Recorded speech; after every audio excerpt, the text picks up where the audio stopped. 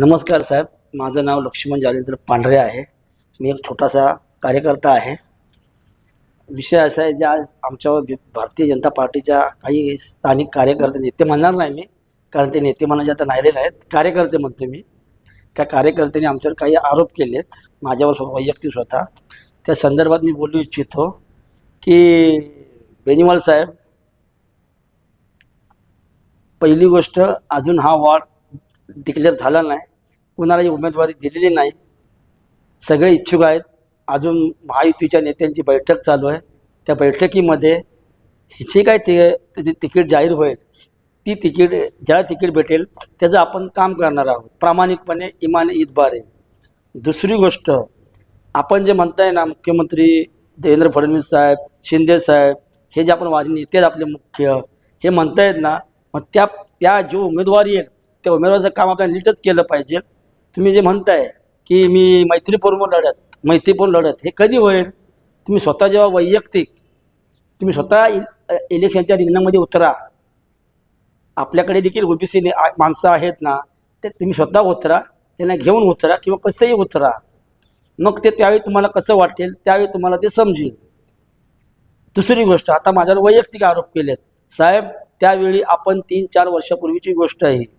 त्यावेळी आपण वाढ हा SC होणार, SC होणार, SC होणार म्हणून सर्वांना सांगत होता, आणि आपण खूप इच्छुक भारावलेला होता की मी नगरसेवक होणार. ठीक आहे, चांगली गोष्ट आहे ती, प्रत्येकाला तो आत्मविश्वास वाटलाच पाहिजे.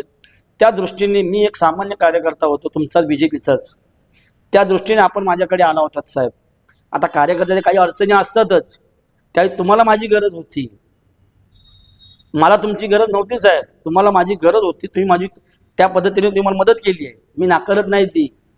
पण तुम्ही त्यावेळी इलेक्शनला उभा राहणार होता आणि तुम्हाला आमची गरज होती. त्यामुळे तुम्ही आज हे बोलून तुम्ही नेते राहिले ना, तुम्ही सामान्य, आमच्यापेक्षा तुम्ही अतिसामान्य झाला आहे. आमच्यासारख्याबद्दल बोलून तुम्ही राजकारण सोडून तुम्ही दुसरी भाषा केली. हे आतापर्यंत कोणताच नेता करत नाही असं. तर ठीक आहे. दुसरा विषय राहिला, तुम्ही शौचालयाचा आरोप केला. बेनीवाल साहेब, तुम्हाला खरं सांगा, शौचालयाचा विषय कुठून आला, कसा आला? शौचालय तो तोडलं कसं? मग ते का नाही परत बांधलं? का नाही तुम्ही बांधलं? का नाही बांधलं सांगा तुम्ही, त्याचं उत्तर द्या. का नाही बांधलं? ह्या तुकाराममध्ये जरूर कुठं आला? तुकाराम खाते ते आमदार झाल्यानंतर ते संडास बांधायला घेतलं होतं साहेब. पण तिथं काही लोकांना, त्यात तुम्ही पण आहात, त्यात तुम्ही आहेत म्हणून मी तुम्हाला त्याचं उत्तर देतोय. मी त्याबद्दल मला बोलायचं नव्हतं, कारण तो विषय नव्हता, पण तुम्ही आता ते बोलायला लावताय. मग ते संडास त्यावेळी बांधलं का नाही गेलं? तुम्ही डबलच तिथं तुम्ही डबल मागायला लागले का? तर खाते साहेबांनी कामच करू नये, हा तुम्ही चंगच त्यावेळी बांधला होता. चांगलं काम होता, ते पाप केलं, पाप.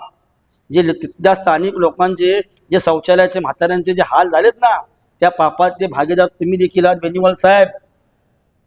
बाकीचे असतील नसतील ते आहेतच, पण तुम्ही आज आरोप करून त्यात तुम्ही भागीदार आहे असं सिद्ध केलंय तुम्ही. आता पण मी तुमचं नाव कधी घेतलं नव्हतं शौचालयात, पण तुम्ही हे सिद्ध केलं. वस्तुस्थिती काय आहे ना, ती लोकांना नीट सांगा. तोडलं कुणी, बांधायसाठी त्यात तुम्ही माझ्या बरोबर होता, त्यात मी देखील सह्या घेतात विभागाच्या लोकांच्या.